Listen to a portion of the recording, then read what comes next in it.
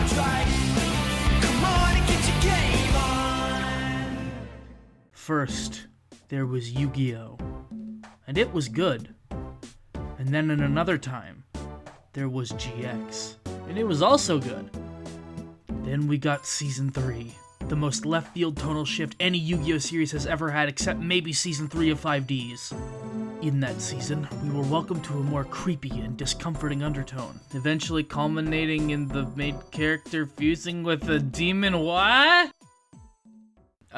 Well, before that, we were introduced to the concept of a dark and sinister take on everyone's favorite idiot boy, Jaden Judai Yuki and the Supreme King. And with him, a new series of corrupted elemental heroes, the Evil Heroes. Because calling them villains or anti-heroes made too much sense, I guess. In concept, the Evil Heroes are sort of the crime syndicate to the Elemental Heroes Justice League, with most of them being villainous counterparts to existing Elemental Hero monsters.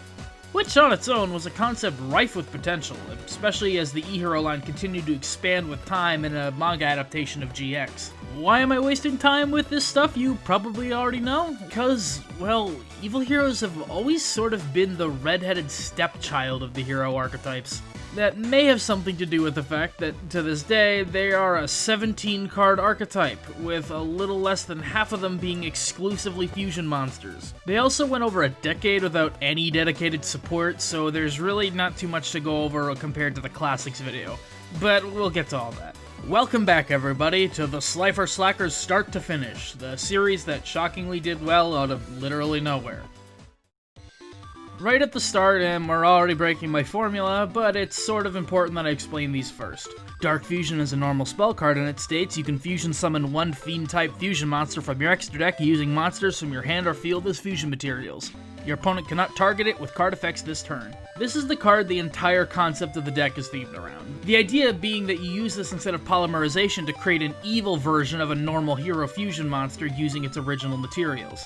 We'll get into how that was a problem later, but for now I'll just say it's a good card that gives your fusions targeting immunity, with the caveat that you don't really get access to any of the polymerization support cards that has made that card more viable in today's day and age.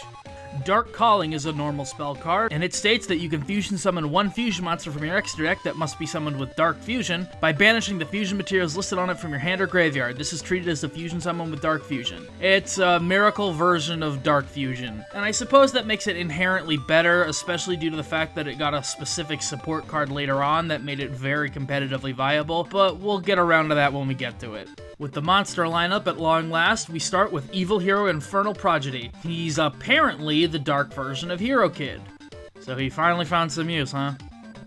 He's a level 2 Fiend monster with 300 attack and the following effect. If you control no monsters, you can special summon this card from your hand in attack position. Once per turn, during the end phase, if this card was tributed this turn to tribute summon a hero monster, draw one card. He's a strange concept for a hero monster, to say the least. There is a monster his effect is meant to synergize with, but we'll get there in a second. I know, I'm saying that a lot. Evil Hero Infernal Gainer is a level 4 Earth Fiend monster with 1600 attack and 0 defense. During your main phase 1, you can banish this card from the field. Then target one Fiend monster you control. That target can make a second attack during the battle phase while you control it face up. Once per turn, during your second standby phase after this card was banished to activate its effect, special summon this card in attack position. Infernal Gainer is one of the few monsters of the deck that isn't a direct counterpart to something else. And he's got a weird effect, too. Banishing yourself to let something else attack twice is very situational and strange. And considering the lineup of the deck's other monsters, there really isn't a good target to justify having it either. Also, coming back after 2 turns is... I mean, what's the point at that point? I mean, you're probably not gonna last 2 turns to see him come back anyway. Evil Hero Malicious Edge is a level 7 Fiend monster with 2600 attack and 1800 defense. His effect reads, if your opponent controls a monster, you contribute summon this card face up with 1 tribute. If this card attacks a defense position monster, inflict piercing damage. Of course, of all the main deck heroes they could have made an evil version of, they went with Blade Edge. He's the card Prodigy was meant to work with, where you'd summon him out first while your opponent had a monster in order to summon out Edge easier and draw a card. Not bad in theory, I guess, but this is Dark Blade Edge we're talking about here, and everything I said about him in the last video applies here. His only real use outside of that is being part of arguably the third best evil hero fusion. Our first fusion monster is Evil Hero Infernal Wing, a level 6 Fire Fiend monster with 2100 attack and 1200 defense.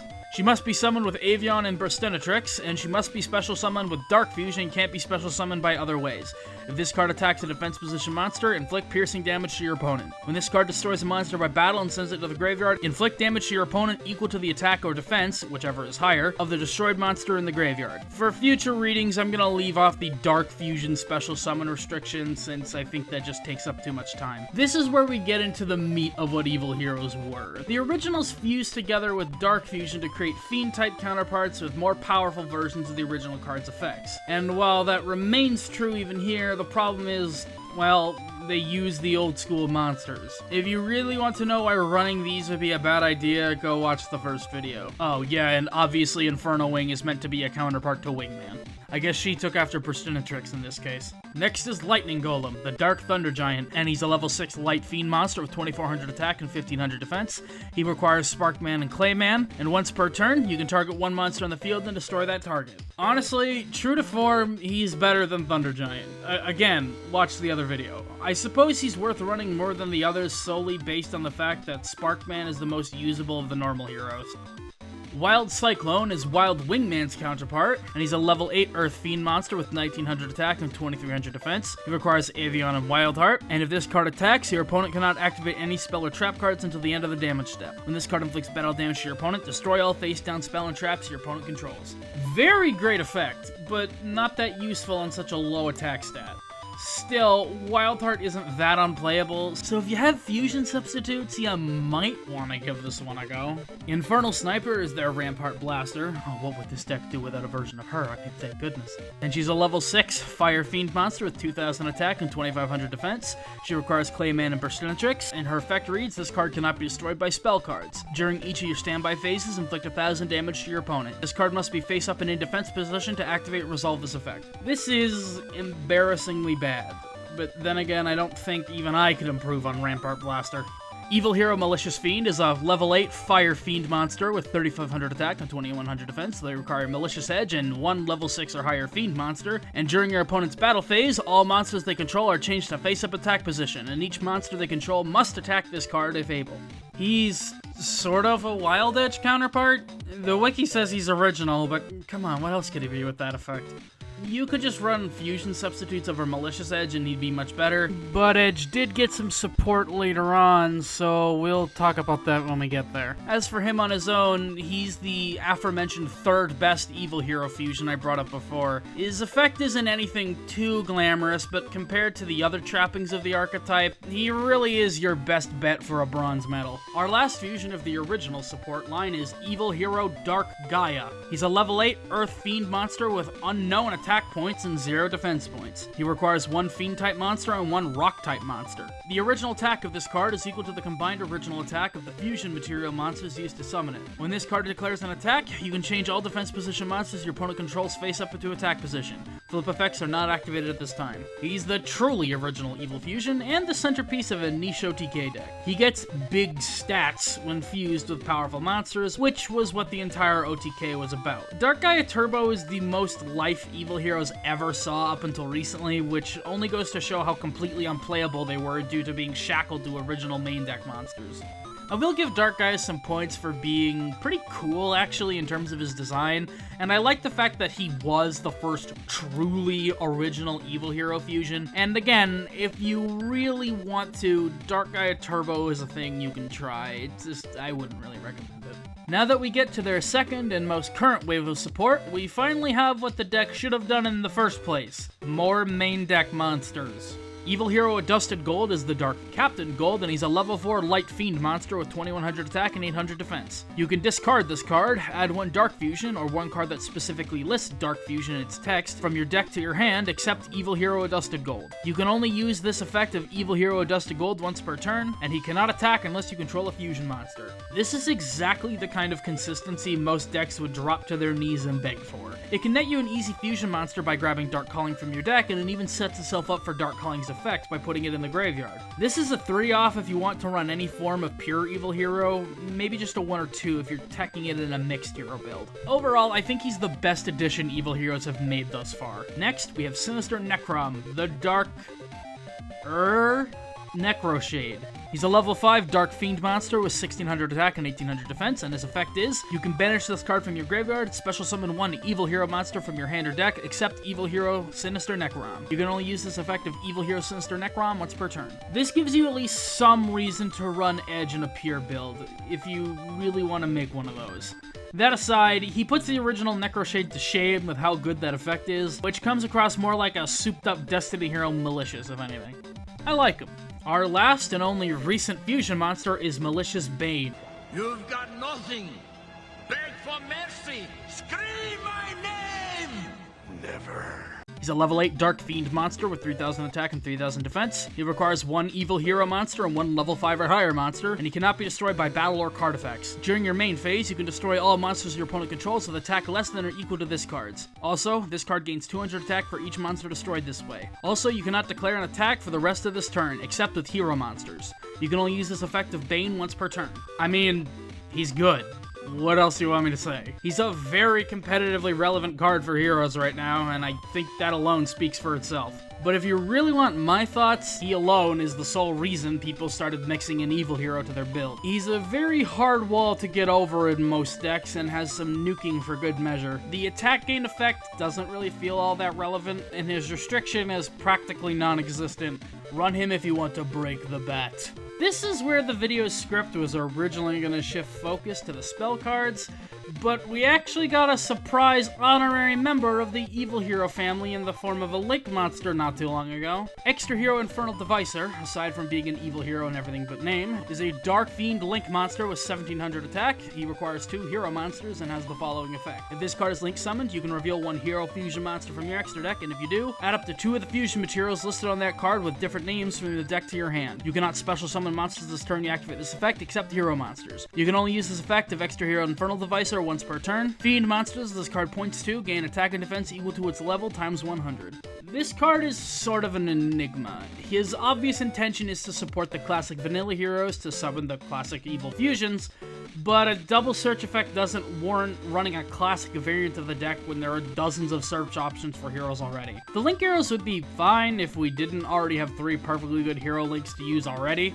and Isolde even. And as of Master Roll 5, that part is redundant now anyway. Run him if you really, really like the old stuff. The first spell card in the second wave is Evil Mind. If you control a Fiend monster, activate one of these effects based on the number of monsters in your opponent's graveyard. 1+, draw 1 card. 4+, add 1 hero monster or Dark Fusion from your deck to your hand. 10+, add 1 Polymerization spell or Fusion spell card from your deck to your hand. And you can only activate 1 Evil Mind per turn. This is even more insanely good. It synergizes extremely well if you tech evil heroes into your main build, giving you draw and search power for practically nothing. As if Modern Hero really needed more, but I digress. It's worth running at maybe 2. The last spell card, which I briefly mentioned in my last hero video, the field spell Supreme King's Castle. You can fusion summon fusion monsters that must be special summoned with Dark Fusions with effects other than Dark Fusion. Once per turn, during damage calculation, if your Fiend monster battles an opponent's monster, you can send 1 evil hero monster from your deck or extra deck to the graveyard. Your monster gains attack equal to the level of the sent monster times 200, until the end of this turn, even if this card leaves the field. Obviously based on the Supreme King's Castle from the anime. It feels apt to compare this to Advanced Dark, another field spell that was actually from this season, and since they accomplished a similar goal of making the entire gimmick of the deck they're trying to support kind of pointless. Why bother having all the support for Dark Fusion and then encourage people not to use it? If you're running any evil heroes, they're probably going to be Gold and Bane, which work better if you use the Dark Fusion cards anyway. It's a redundant card that means well, but ultimately helps nobody. Yeah, at least it looks cool.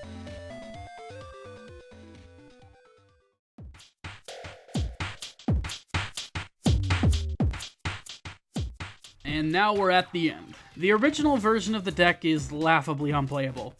even more so than classic heroes themselves. At least classic heroes got Grand Merge, and at the very least the evil heroes did get a new Link monster to help them out a bit, but none of the classic fusions are worth the effort. Dark Gaia Turbo is a thing, but he's barely even used as a hero card, so I'm not sure he's even worth counting.